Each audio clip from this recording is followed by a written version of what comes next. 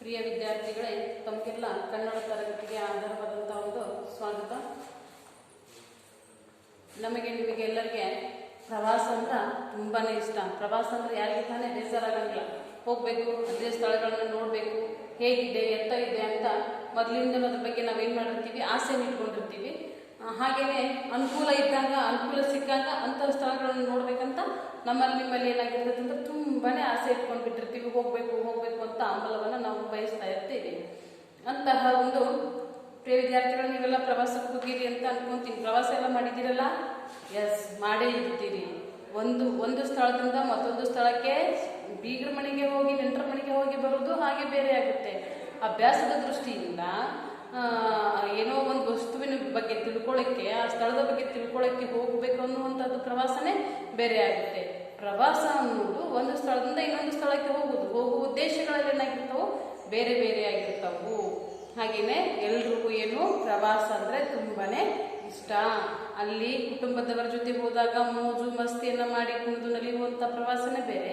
ಗೆಳೆಯರೊಂದಿಗೆ ಹೋಗಿ, ಅವರೊಂದು ಸ್ನೇಹಿತರೊಂದಿಗೆ, ಗುರುಗಳೊಂದಿಗೆ ಹೋಗಿ ಅದನ್ನ ಪ್ರವಾಸ ಮಾಡೋದನ್ನು ಕೂಡ ಅದು ಒಂಥರನಾಗಿರುವಂತ ಅನುಭವನ ಕೊಡ್ತೈತಿ. ಒಟ್ಟಾರೆ ಪ್ರವಾಸ ಅಂದ್ರೆ ಏನು ಅಂತಂದ್ರೆ ಮೋಜು ಮಸ್ತಿ, ಮನರಂಜನೆ, ವಿಷಯ ಜ್ಞಾನ ಸಂಗ್ರಹಣೆ, ಏನೋ ತಿಳ್ಕೋಬೇಕು ಅನ್ನುವಂಥ ಆಸಕ್ತಿ ನಮಗೇನಾಗ್ತೈತಿ ಅಂದ್ರೆ ಪ್ರವಾಸದಿಂದ ಬರ್ತೈತಿ. ಹಾಗಾಗಿ ಏನೋ ಹಿರಿಯರು ಒಂದು ಹೇಳಿದಂಥ ಗಾದೆ ಮಾತಿದೆ, ಏನು ಅಂದ್ರ ದೇಶ ಸುತ್ತಿ ನೋಡು, ಕೋಶ ಓದಿ ನೋಡು ಅಂತ. ಪ್ರವಾಸನ ಮಾಡಬೇಕು. ಹೇಗೆ ಮಾಡಬೇಕು? ದೇಶವನ್ನ ಸುತ್ತಿ ನೋಡು, ಎಲ್ಲ ಸುತ್ತಿ, ಪ್ರಪಂಚವನ್ನೆಲ್ಲ ಸುತ್ತಿ ನೋಡು. ಪ್ರಪಂಚವನ್ನೆಲ್ಲ ಸುತ್ತಿ ನೋಡುವುದರಿಂದ ಏನಾಗ್ತೈತಿ ಅಂದ್ರ ನಿನಗೆ ಆ ತನ್ನದಂತ ಅನುಭವ ಬಂದೇ ಬರ್ತೈತಿ. ಈ ಊರಿನ ಭಾಷೆ ಹೀಗಿದ್ರೆ ಆ ಊರಿನ ಭಾಷೆ ಹೇಗಿದೆ, ಅಲ್ಲಿನ ಭೌಗೋಳಿಕ ಪ್ರದೇಶ ಹೀಗಿದೆ, ಒಂದರಿಂದ ಒಂದು ಹೇಗೆ ವ್ಯತ್ಯಾಸ ಇದೆ ಅನ್ನೋದನ್ನ ಪ್ರತಿಯೊಂದನ್ನು ಕೂಡ ನಾವೇನ್ ಮಾಡ್ತೀವಿ ಅಂದ್ರೆ ಪ್ರವಾಸದ ಮೂಲಕ ಪ್ರತ್ಯಕ್ಷ ಜ್ಞಾನವನ್ನ ಪಡ್ಕೊಳ್ತೀವಿ. ಅದೇ ತೆರನಾಗಿ ಪ್ರವಾಸ ಮಾಡಲಿಕ್ಕಾಗದಿದ್ರೆ ಏನ್ ಮಾಡ್ಬೇಕು? ಕೋಶವನ್ನು ಓದಬೇಕು. ಕೋಶವನ್ನು ಓದುವುದರಿಂದನೂ ಕೂಡ ನಾವು ಜ್ಞಾನವನ್ನು ಪಡ್ಕೊಂತೀವಿ, ಆದ್ರೆ ಪರೋಕ್ಷವಾದಂತಹ ಜ್ಞಾನವನ್ನು ಪಡ್ಕೊಂತೀವಿ ವಿದ್ಯಾರ್ಥಿಗಳೇ. ಹಾಗಾಗಿ ಹಿರಿಯರು ಹೇಳಿದಂತ ಮಾತಿನಲ್ಲಿ ಎಷ್ಟೊಂದು ಅರ್ಥ ಇದೆ ಅಲ್ವಾ? ಅದಕ್ಕೆ ಹೇಳಿದ್ದು ದೇಶ ಸುತ್ತಿ ನೋಡು, ಕೋಶ ಓದಿ ನೋಡು. ಹಾಗೆಯೇ ನಮ್ಮ 8ನೇ ತರಗತಿಗೆ ಒಂದು ಪ್ರವಾಸ ಕಥನ ಇದೆ. ಆ ಪ್ರವಾಸ ಕಥನವನ್ನು ಇಲ್ಲಿ ನಾವು ನೋಡುವ. ಪ್ರವಾಸ ಅಂದ್ರೆ ಹೇಳಿದೆ, ವ್ಯಕ್ತಿ ಓರ್ವನು ತಾನು ಕಂಡಂತಹ, ನೋಡಿದಂತಹ ಸ್ಥಳದ ವರ್ಣನೆಯನ್ನಾಗಲಿ ಭಾಷೆಗಳ ಮೂಲಕ ಬರೆದಿಡುವುದಕ್ಕೆ ಏನಂತೀವಿ ಅಂತಂದ್ರೆ ಪ್ರವಾಸ ಕಥನ ಅಂತ ಕರಿತೀವಿ. ಈ ಪ್ರವಾಸ ಕಥನವನ್ನು ನಾವು 3 ಭಾಗದಲ್ಲಿ ಮಾಡ್ಕೊಂತೀವಿ. ಏನು ಅಂತೀವಿ? ನಾಡಿನ ಪ್ರವಾಸ ಕಥನ, ದೇಶೀಯ ಪ್ರವಾಸ ಕಥನ, ಅಂತಾರಾಷ್ಟ್ರೀಯ ಪ್ರವಾಸ ಕಥನ ಅಂತ 3 ತೆರನಾಗಿ ನಾವು ಏನ್ ಮಾಡ್ತೀವಿ ಅಂದ್ರೆ ವಿಭಾಗ ಮಾಡ್ಕೊಂತೀವಿ. ನಾಡಿನ ಅಂದ್ರೇನು? ನಮ್ಮ ಕರ್ನಾಟಕ ರಾಜ್ಯದ, ನಮ್ಮ ನಾಡಿನ ಇಲ್ಲಿ ಬರುವಂತ ಸುತ್ತಮುತ್ತ ಜಿಲ್ಲೆಗಳ ದರ್ಶನವನ್ನ ಮಾಡೋದಕ್ಕೆ ಏನಂತೀವಿ? ನಾಡಿನ ದರ್ಶನ ಅಂತೀವಿ. ಹಾಗೆ ದೇಶೀಯ ಅಂದ್ರೆ ನಮ್ಮ ಭಾರತ ದೇಶದ ವಿವಿಧ ರಾಜ್ಯಗಳಿಗೆ ಭೇಟಿ ನೀಡುವುದಕ್ಕೆ ಏನಂತೀವಿ ಅಂದ್ರೆ ಇದನ್ನು ಕೂಡ ನಾವು ಪ್ರವಾಸ ಕಥನದ ಒಂದು ಭಾಗ ಅನ್ಕೊಂತೀವಿ. ಇದು ಏನು? ದೇಶೀಯ ಪ್ರವಾಸನ ಆಗುತ್ತೆ. ಹಾಗೆ ಅಂತಾರಾಷ್ಟ್ರೀಯ ಅಂದ್ರೆ ನಮ್ಮ ದೇಶವನ್ನ ಬಿಟ್ಟು ವಿವಿಧ ದೇಶಗಳಿಗೆ ಹೋಗಿ ಸಂಚರಿಸಿ ಅಲ್ಲಿನ ಜ್ಞಾನವನ್ನ ಪಡೆದುಕೊಂಡು ಬರುವುದಕ್ಕೆ ಏನಂತೀವಿ ಅಂದ್ರೆ ಅಂತಾರಾಷ್ಟ್ರೀಯ ಪ್ರವಾಸ ಕಥನ ಅಂತ ಕರಿತೀವಿ. ಹೀಗೆ ಪ್ರವಾಸ ಸಾಹಿತ್ಯ ಅನ್ನೋದು ನಮ್ಮ ಕನ್ನಡ ಸಾಹಿತ್ಯದಲ್ಲಿ ಪ್ರಾಮುಖ್ಯತೆಯನ್ನು ಹೊಂದಿರುವ, ಪ್ರಸಿದ್ಧಿಯನ್ನು ಪಡೆದಿರುವ ಒಂದು ಸಾಹಿತ್ಯದ ಪ್ರಕಾರವಾಗಿದೆ. ಕವಿ ಕಂಡ ನಾಡು, ಇದು ಪ್ರಸ್ತುತವಾಗಿ ಬರೆದವರು ಯಾರು ಅಂತ ಹಿರೇಮಲ್ಲೂರು ಈಶ್ವರರು. ಇವರು ಬರೆದಿರುವಂತಹ ಪ್ರವಾಸ ಕಥನ ಯಾವುದು ಅಂದ್ರೆ ಕವಿ ಕಂಡ ನಾಡು. ಹಾಗೆ ಅಮೆರಿಕದಲ್ಲಿ ಗೋರೂರು ಅಂತ ಯಾರು ಬರೆದ್ರು? ಗೋರೂರು ರಾಮಸ್ವಾಮಿ ಅಯ್ಯಂಗಾರ್ ಅವರು ಬರೆದ್ರು. ಹೀಗೆ ಪ್ರವಾಸ ಕಥನಗಳು ಇತಿಹಾಸದುದ್ದಕ್ಕೂ ನಮ್ದು ಕನ್ನಡದ ಸಾಹಿತ್ಯದಲ್ಲಿ ಮೊಟ್ಟ ಮೊದಲ ಪ್ರವಾಸ ಕಥನ ಯಾವುದು ಗೊತ್ತಾ? ಸೂರಿ ವೆಂಕಟರಮಣ ಶಾಸ್ತ್ರಿ ಅವರು ಬರೆದಿರುವಂತಹ ಯಾವುದು ಅಂತಂದ್ರೆ ದಕ್ಷಿಣ ಯಾತ್ರಾ ಚರಿತ್ರೆ ಅನ್ನೋದೇ ಕನ್ನಡ ಸಾಹಿತ್ಯದ ಮೊದಲ ಪ್ರವಾಸ ಕಥನ ಅಂತ ಹೇಳ್ತಾರೆ. ಪ್ರವಾಸ ಕಥನ ಅಂದ್ರೆ ವಿದ್ಯಾರ್ಥಿಗಳಿಗೆ ನಿಮ್ಗೆಲ್ಲ ಗೊತ್ತಾಯ್ತಲ್ವಾ? ವ್ಯಕ್ತಿಯೋರ್ವನು ತಾನು ಕಂಡಂತಹ, ವೀಕ್ಷಿಸಿದಂತಹ ಸ್ಥಳದ ವರ್ಣನೆಯ ಕುರಿತು ಬರವಣಿಗೆ ರೂಪದಲ್ಲಿ ಬರೆದಿಡುವುದಕ್ಕೆ ಏನಂತೀವಿ ಅಂದ್ರೆ ಪ್ರವಾಸ ಕಥನ ಅಂತ ಕರಿತೀವಿ. ಹಾಗಾದ್ರೆ ನಮ್ಮ ಗದ್ಯ ಪಾಠ 2 ತಲಕಾಡಿನ ವೈಭವವನ್ನು ಬರೆದವರು ಹಿರೇಮಲ್ಲೂರು ಈಶ್ವರರು. ಅವರು ಕೃತಿಕಾರ ಪರಿಚಯದ ಈಗ ನಾವು ಮಾಡ್ಕೊಂಡು ಬರೋಣ. ಹಿರೇಮಲ್ಲೂರು ಈಶ್ವರನ್ ಅವರು 11/1/1920 2ರಂದು ಹಾವೇರಿ ಜಿಲ್ಲೆಯ ವಿದ್ಯಾರ್ಥಿಗಳ ನಿಮ್ಮದೇ ಜಿಲ್ಲೆಯಾದಂತಹ ನಿಮ್ಮ ಪಕ್ಕದೇ ತಾಲೂಕಿನಾದಂತಹ ಸಿಗ್ಗಾಂವಿ ತಾಲೂಕಿನ ಹಿರೇಮಲ್ಲೂರಿನಲ್ಲಿ ಜನಿಸಿದರು ನಮ್ಮ ಹಿರೇಮಲ್ಲೂರು ಈಶ್ವರನ್. ಸಮಾಜಶಾಸ್ತ್ರಜ್ಞರಾದ ಇವರು ಅಂತಾರಾಷ್ಟ್ರೀಯ ಪುರಸ್ಕೃತ ಸಾಹಿತಿ. ಸಮಾಜಶಾಸ್ತ್ರಜ್ಞ, ಸಮಾಜಶಾಸ್ತ್ರ ಅನ್ನೋದೊಂದು ಶಾಸ್ತ್ರ, ಒಂದು ಸಮಾಜವನ್ನು ಕುರಿತು ಅಧ್ಯಯನ ಮಾಡುವಂತ ಒಂದು ಶಾಸ್ತ್ರ. ಕುಟುಂಬ, ವಿವಾಹ, ಧರ್ಮ, ಜಾತಿ, ಆಮೇಲೆ ಕಾಯ್ದೆ ಕಾನೂನುಗಳು, ಪದವಿ ಎಲ್ಲ ಇದರ ಬಗ್ಗೆ ಹೇಳುವಂತಹದಕ್ಕೆ ಏನಂತೀವಿ ಅಂದ್ರ ಸಮಾಜಶಾಸ್ತ್ರ ಅಂತ ಕರಿತೀವಿ. ಇಂತಹ ಸಮಾಜಶಾಸ್ತ್ರಜ್ಞರಾದಂತ ಇವರು ಅಂತಾರಾಷ್ಟ್ರೀಯ ಮಟ್ಟದಲ್ಲಿ ಏನಾಗಿದ್ರು ಅಂದ್ರ ಪುರಸ್ಕೃತರು ಆಗಿದ್ರು ಹಿರೇಮಲ್ಲೂರು ಈಶ್ವರನ್. ಲಿಂಗರಾಜ ಮಹಾವಿದ್ಯಾಲಯದಲ್ಲಿ MA ಪದವಿ ಪಡೆದ ಇವರು ಕೊಲ್ಲಾಪುರದಲ್ಲಿ ಕನ್ನಡ ಅಧ್ಯಾಪಕರಾಗಿ ಸೇವೆಯನ್ನು ಆರಂಭಿಸಿದರು. ಆಕ್ಸ್ಫರ್ಡ್ ವಿಶ್ವವಿದ್ಯಾಲಯದಿಂದ ಡಾಕ್ಟರೇಟ್ ಪದವಿ ಪಡೆದಂತಹ ಶ್ರೀಧರು ಕೆನಡಾದ ಯಾರ್ಕ್ ವಿಶ್ವವಿದ್ಯಾಲಯದಲ್ಲಿ ಸಮಾಜಶಾಸ್ತ್ರದಿಂದ ಪ್ರಾಧ್ಯಾಪಕರು ಕೂಡ ಈ ಕಾರ್ಯವನ್ನು ನಿರ್ವಹಿಸಿದ್ದಾರೆ. ಯಾರು? ಹಿರೇಮಲ್ಲೂರು ಈಶ್ವರನ್ ಅವರು. ಕವಿ ಕಂಡ ನಾಡು, ಇದು ಇವರ ಪ್ರವಾಸ ಕಥನ. ವಿಷ ನಿಮಿಷಗಳು, ಭಾರತದ ಹಳ್ಳಿಗಳು, ವಲಸೆ ಹೋದ ಕನ್ನಡಿಗನ ಕತೆ, ಹಾಲಾಮೂಲ, ರಾಜಾರಾಣಿ ಡೇಕೋ, ಶಿವನ ಬುಟ್ಟಿ, ತಾಯಿಯ ನೋಟ ಇವು ಇವರ ಕೃತಿಗಳು. ಹಾಗೆಯೇ ಇವರು ಗೌರವ ಡಾಕ್ಟರೇಟ್ ಪದವಿಯನ್ನು ಕೂಡ ಪಡ್ಕೊಂಡ್ರು. ಮಹಾಪ್ರಬಂಧ ಯಾವುದು ಅಂತಂದ್ರೆ ಹರಿಹರನ ಕೃತಿಗಳು ಒಂದು ಸಂಖ್ಯಾ ನಿರ್ಣಯ ಅನ್ನುವಂತ ಒಂದು ಮಹಾಪ್ರಬಂಧವನ್ನು ಬರೆಯುವುದರ ಮೂಲಕ ಇವರು ಏನ್ ಮಾಡಿದ್ರು ಅಂದ್ರೆ ಗೌರವ ಡಾಕ್ಟರೇಟ್ ಪದವಿಯನ್ನು ಕೂಡ ಪಡೆದುಕೊಂಡಿದ್ರು ಶ್ರೀಧರ್ ಬರೆದಂತಹ ಹಿರೇಮಲ್ಲೂರು ಈ ಕವಿ ಕಂಡ ನಾಡು ಪ್ರವಾಸ ಕಥನದಿಂದ ಎಷ್ಟು ಪುಟ 1ರಿಂದ 20ರವರೆಗೆ ಪ್ರಸ್ತುತ ಭಾಗವನ್ನು ಆರಿಸಿ ನಮಗೆ ಏನ್ ಮಾಡೋದಂದ್ರೆ ಅಭ್ಯಾಸಕ್ಕಂತ ನಿಗದಿಪಡಿಸಿದ್ದಾರೆ. ಇವರು ಕಂಡಂತಹ ಒಂದು ಕವಿ ಕಂಡ ನಾಡು ಅನ್ನುವಂತ ಒಂದು ಪ್ರವಾಸ ಕಥನದಿಂದ ಪ್ರಸ್ತುತ ಭಾಗವನ್ನು ನಮ್ಗೆ ಆಯ್ದು ಅಭ್ಯಾಸಕ್ಕಂತ ಹಚ್ಚಿದ್ದಾರೆ. ಆಶಯ ಭಾವ ನಮ್ಮ ಕನ್ನಡ ನಾಡಿನ ಬಗ್ಗೆ ಹೇಳ್ತಾರೆ. ಕನ್ನಡ ನಾಡು ಎಂದದು, ಹೇಗಿದೆ ಈ ಕನ್ನಡ ನಾಡು ಅಂತ ನೋಡ್ರಿ. ಕರ್ನಾಟಕ ಶ್ರೀಗಂಧ ಮತ್ತು ಚಂದನಗಳ ನಾಡು, ಚಂದನವನಗಳ ಒಂದು ನಾಡು. ಕರ್ನಾಟಕ ಅಂದ್ರೇನೆ ಗೊತ್ತಾಗುತ್ತೆ ಕಪ್ಪು ಮಣ್ಣಿನ ನಾಡು, ಕರಿನಾಡು ಅನ್ನುವಂಥದ್ದು ಹೆಸರು ಬಂದಿದೆ ನಮ್ಮ ಕರ್ನಾಟಕಕ್ಕೆ. ಇಲ್ಲಿ ಏನ್ ಬೆಳೀತಾರೆ ಅಂದ್ರ ಶ್ರೀಗಂಧವನ್ನ ಬೆಳೆಯುವಂತ ಒಂದು ನಾಡು, ಚಂದನವನಗಳ ನಾಡು ಕರ್ನಾಟಕ. ಚಿನ್ನದ ಗಣಿ, ಇಲ್ಲಿ ಕೋಲಾರದ ಚಿನ್ನದ ಗಣಿ ಉಂಟಮ್ಮ, ಮಂಗಳೂರಿನ ಮಲ್ಲಿಗೆ ಉಂಟು, ಮೈಸೂರಿನ ಮಲ್ಲಿಗೆ, ಹೀಗೆ ಪ್ರತಿಯೊಂದು ಜಿಲ್ಲೆಗಳು ಒಂದೊಂದಕ್ಕೆ ಪ್ರಸಿದ್ಧಿಯನ್ನು ಪಡೆದುಕೊಂಡವು. ಚಿನ್ನದ ಗಣಿ ಉಂಟು. ಚಾಲುಕ್ಯ, ಹೊಯ್ಸಳ ಮುಂತಾದ ಶೈಲಿಗಳ ದೇವಾಲಯಗಳು ಹೇರಳವಾಗಿರುವುದರಿಂದ ಕರ್ನಾಟಕ ದೇವಾಲಯಗಳ ನಾಡು ಹೌದು. ಇಲ್ಲಿ ಆಳಿ ಹೋದಂತಹ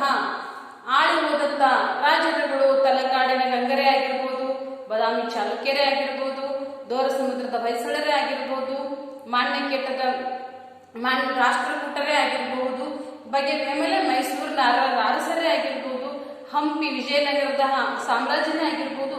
ಇಲ್ಲಿ ಆಳಿ ಹೋದಂತಹ ಸಾಮ್ರಾಜ್ಯಗಳಿಂದ ನಮ್ಗೇನ್ ಸಿಗ್ತೈತೆ ಅಂದ್ರ ಬಗೆಯ ವಾಸ್ತುಶಿಲ್ಪಗಳು, ಆಮೇಲೆ ದೇವಾಲಯಗಳು ಸಿಗುವುದರಿಂದ ಕರ್ನಾಟಕವನ್ನ ಏನಂತ ಕರಿತೀವಿ ಅಂದ್ರ ದೇವಾಲಯಗಳ ನಾಡು. ಏನಂತ ಕರಿತೀವಿ? ದೇವಾಲಯಗಳ ನಾಡು ಕರ್ನಾಟಕ ಅಂತ ಕರಿತೀವಿ. ಕರ್ನಾಟಕದ ತಲಕಾಡು ಪ್ರಕೃತಿ ಸೌಂದರ್ಯದಿಂದ ಕೂಡಿರುವುದರಿಂದ ಜೊತೆಗೆ ರಾಜಮನೆತನಗಳ ವೈಭವಗಳನ್ನು, ದೇವಾಲಯಗಳ ಸೌಂದರ್ಯವನ್ನು ಹೊಂದಿರುವುದು ವಿಶೇಷ. ತಲಕಾಡು ಅಂತ ಬಂದ್ಬಿಟ್ರ ಇದೇನು ಒಂದು ಸೌಂದರ್ಯದಿಂದ ಕೂಡಿರುವಂತ ಒಂದು ಪ್ರದೇಶ. ಜೊತೆಗೆ ರಾಜಮನೆತನಗಳು ಆಳಿ ಹೋಗಿದ್ದು ಅಲ್ಲಿ ಏನಾಗೈತಿ ಅಂತಂದ್ರ ದೇವಾಲಯಗಳ ಸೌಂದರ್ಯವನ್ನ ಕೂಡ ಕಾಣ್ತೀವಿ. ಎಲ್ಲಿ? ತಲಕಾಡಿನಲ್ಲಿ ಹೊಂದಿರುವುದು ತಲಕಾಡಿನ ಒಂದು ವಿಶೇಷ. ಅದರಲ್ಲೂ ಪಂಚ ಶಿವಾಲಯಗಳು ಆಸ್ತಿಕರ ಚಿತ್ತವನ್ನು ಗಮನ ಸೆಳೆಯುವಲ್ಲಿ ಮಹತ್ವದ ಪಾತ್ರ ವಹಿಸಿವೆ. ಪಂಚ ಶಿವಾಲಯಗಳು ಎಲ್ಲಾದ್ರೂ ಸಿಗ್ತಾವು ಅಂತಂದ್ರ ಅವು ನಮ್ಮ ತಲಕಾಡಿನಲ್ಲಿ ಸಿಗ್ತಾವು. ಈ ಪಂಚ ಶಿವಾಲಯಗಳ ದರ್ಶನವನ್ನ ಮಾಡುವುದರಿಂದ ವ್ಯಕ್ತಿ ಓರ್ವನು ತನ್ನ ಜೀವನದಲ್ಲಿ ಮುಕ್ತಿಯನ್ನ ಹೊಂದಾನ ಅನ್ನುವಂತ ಒಂದು ನಂಬಿಕೆ ಐತಿ. ಹಾಗಾಗಿ ಈ ತಲಕಾಡಿನಲ್ಲಿ ಆ ಪಂಚ ಶಿವಾಲಯಗಳು ಏನಾಗುವಂದ್ರ ಆಸ್ತಿಕರ, ಯಾರು ದೇವರಲ್ಲಿ ನಂಬಿಕೆಯನ್ನು ಹೊಂದಿದ್ದಾರೋ, ಯಾರು ದೇವರಲ್ಲಿ ಭಕ್ತಿ ಭಾವವನ್ನು ಹೊಂದಿದ್ದಾರೋ ಅಂತವರ ಚಿತ್ತವನ್ನ ಸೆಳೆಯುವುದರಲ್ಲಿ ಈ ತಲಕಾಡು ಪ್ರಸಿದ್ಧಿಯನ್ನು ಪಡ್ಕೊಂಡೈತಿ.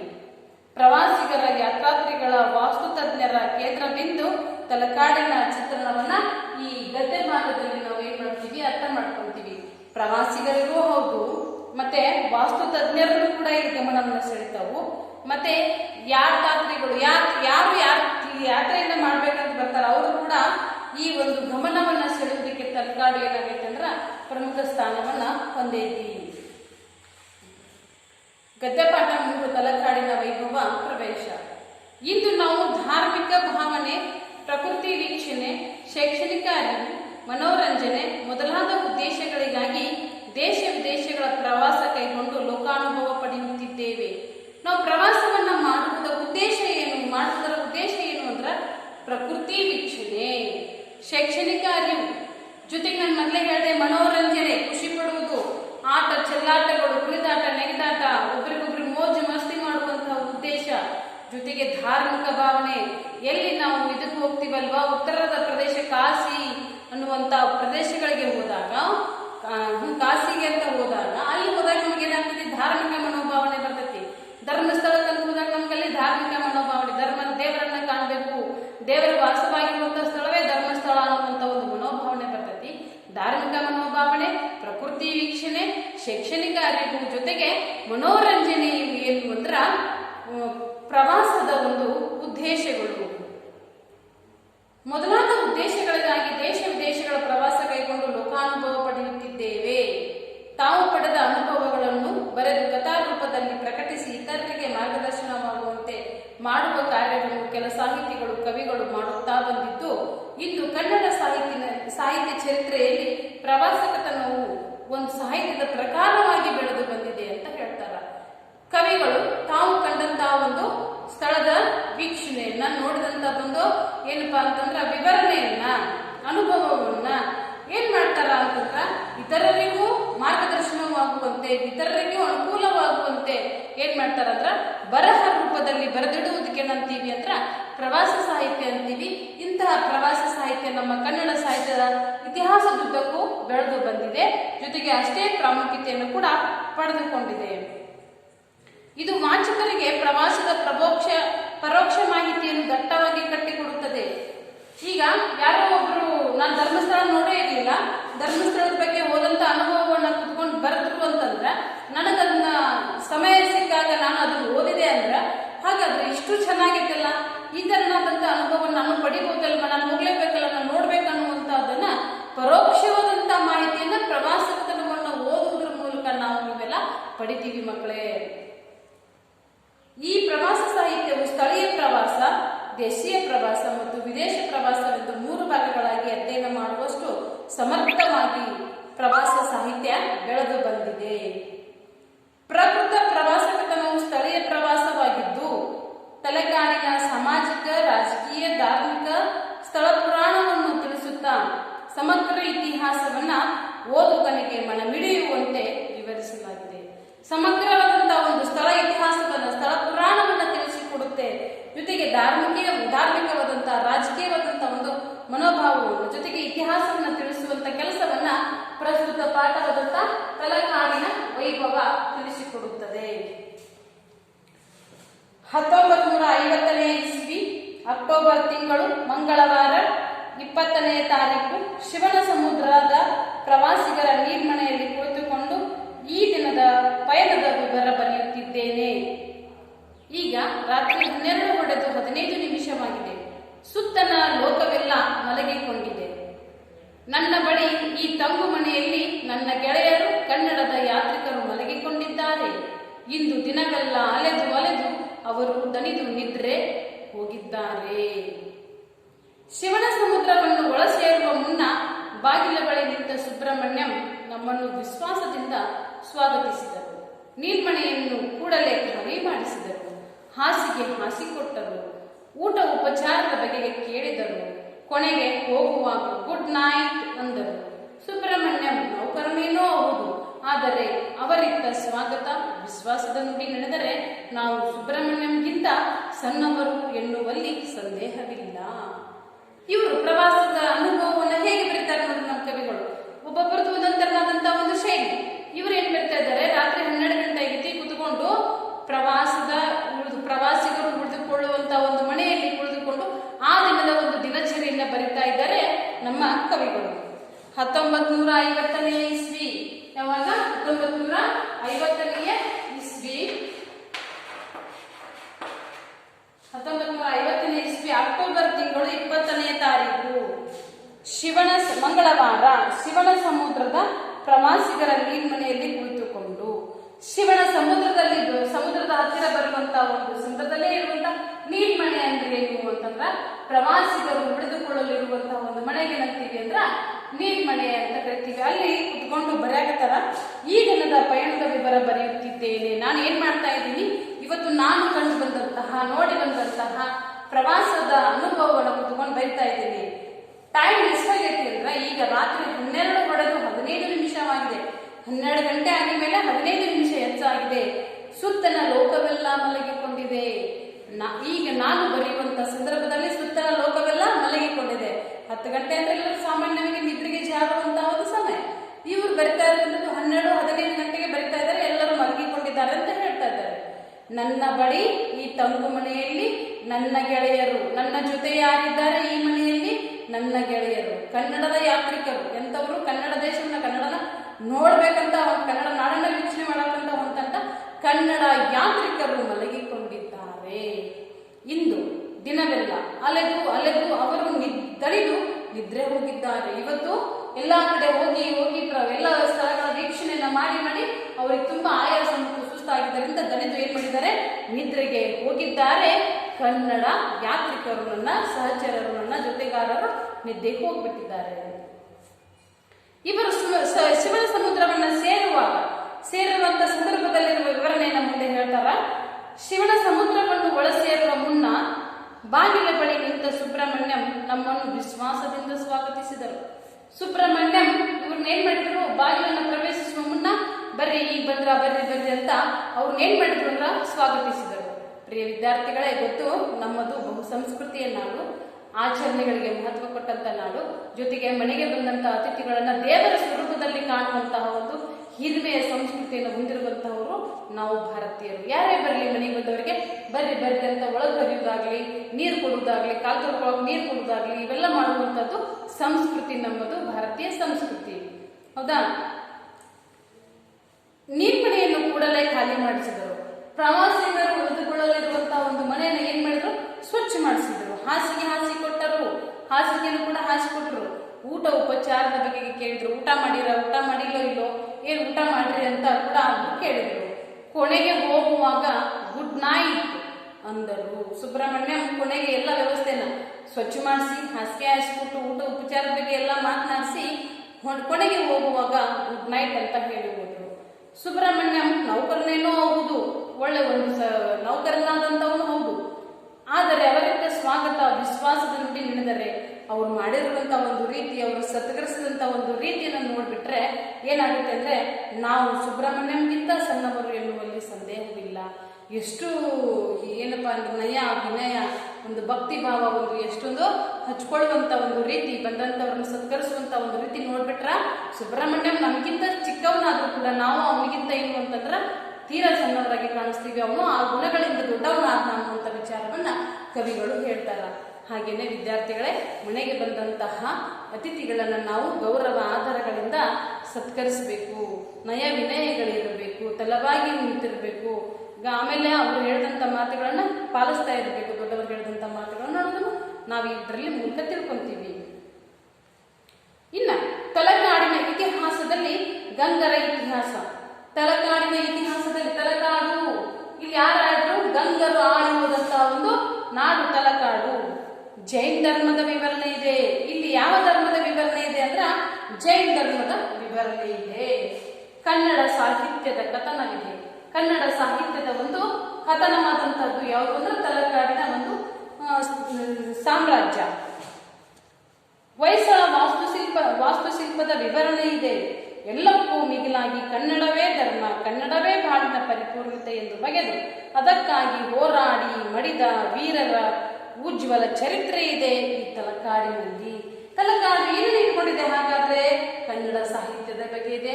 ಕನ್ನಡವೇ ಉಸಿರು, ಕನ್ನಡಕ್ಕಾಗಿ ಹೋರಾಡಿದಂತ ವೀರರ ಒಂದು ಉಜ್ವಲವಾದಂತ ಚರಿತ್ರೆ ಇದೆ, ವಾಸ್ತುಶಿಲ್ಪ ಇದೆ, ಹಾಗೆ ಎಲ್ಲ ಜೈನ ಧರ್ಮದ ವಿವರಣೆ ಇದೆ.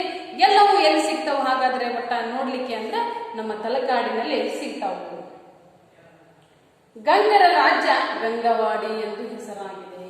ಗಂಗರ ರಾಜ್ಯ ಯಾವುದು? ಗಂಗವಾಡಿ. ಅವರ ಮೊದಲ ರಾಜಧಾನಿ ಕೋಲಾರ. ಗಂಗರ ಮೊದಲ ರಾಜಧಾನಿ ಯಾವುದು? ಕೋಲಾರ. ಸುಮಾರು ಕ್ರಿಸ್ತಶಕ 500ರ ಹೊತ್ತಿಗೆ ಕೋಲಾರದಿಂದ ಹರಿವರ್ಮ ರಾಜಧಾನಿಯನ್ನು ತಲಕಾಡಿಗೆ ತಂದನು. ಕ್ರಿಸ್ತಶಕ 500ನೇ ಇಸ್ವಿಯಲ್ಲಿ ಹರಿವರ್ಮ ಅನ್ನುವಂತ ರಾಜ ಕೋಲಾರದಿಂದ ತಲಕಾಡಿಗೆ ತನ್ನ ರಾಜ್ಯವನ್ನ ಸ್ಥಳಾಂತರಿಸಿದ, ಬದಲಾಯಿಸಿದ. ಅಲ್ಲಿಂದ ಮುಂದಕ್ಕೆ 5 ಶತಮಾನಗಳವರೆಗೆ, ಅಂದರೆ 10ನೇ ಶತಮಾನದವರೆಗೂ ಗಂಗರು ಆಳ್ವಿಕೆ ನಡೆಸಿದರು. ಹರಿವರ್ಮನು ಕೋಲಾರದಿಂದ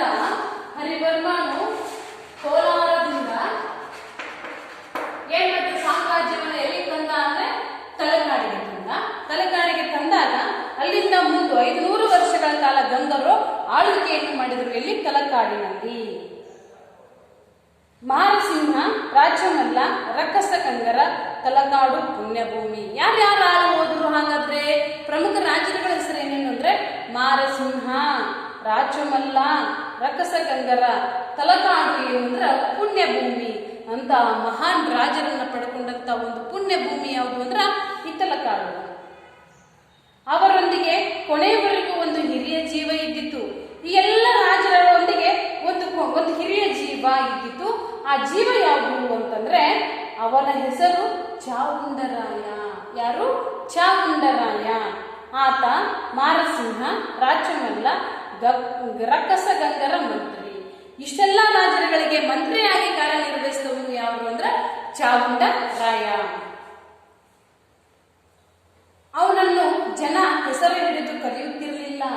ಈ ಚಾವುಂಡರಾಯ ಅಂತ ಜನ ಅವನು ಕರಿತಾ ಇರಲಿಲ್ಲ.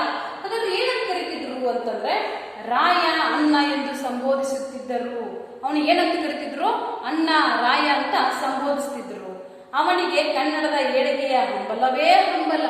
ಕನ್ನಡವನ್ನ ಬೆಳೆಸಬೇಕು, ಎತ್ತರಕ್ಕೆ ಒಯ್ಯಬೇಕು, ಕನ್ನಡದ ಬಗ್ಗೆ ಸದಾ ಮನಸ್ಸು ಮಿಡಿತಾ ಇರುವಂತ ಹಂಬಲವನ್ನು ಇಟ್ಕೊಂಡಂತವನು ಯಾರು ಅಂದ್ರ ಈ ಚಾವುಂಡರಾಯ. ಸ್ವತಃ ಕವಿ, ಈತ ಸ್ವತಃ ಕವಿನೇ ಆಗಿದ್ದ. ಚಾವುಂಡರಾಯ ಪುರಾಣ ಅನ್ನುವಂತ ಒಂದು ಕೃತಿಯನ್ನು ರಚನೆ ಮಾಡಿದ. 63 ಪುಣ್ಯ ಪುರುಷರ ಚರಿತ್ರೆ. ಈ ಚಾವುಂಡರಾಯ ಬರೆದಿರುವಂತದ್ದು ಯಾವುದು ಅಂತಂದ್ರ ಚಾವುಂಡರಾಯ ಪುರಾಣ ಅಂತ ಕೃತಿಯನ್ನು ಬರೆದ. ಆ ಚಾವುಂಡರಾಯ ಪುರಾಣ ಅನ್ನೋ ಕೃತಿ ಏನೆಲ್ಲ ಹೊಂದೈತಿ ಅಂತಂದ್ರ 63 ಪುಣ್ಯ ಪುರುಷರ ಕಥೆಯನ್ನ ಒಳಗೊಂಡಂತಹ ಒಂದು ಬೃಹತ್ ಕಾವ್ಯ ಯಾವುದು ಅಂತಂದ್ರೆ ಈ ಚಾವುಂಡರಾಯ ಪುರಾಣ ಅಂತ. ಈತನು ಕನ್ನಡಕ್ಕೆ ಕೊಟ್ಟ ದೊಡ್ಡ ಕಾಣಿಕೆ ಯಾವುದು? ಚಾವುಂಡರಾಯ ಪುರಾಣ.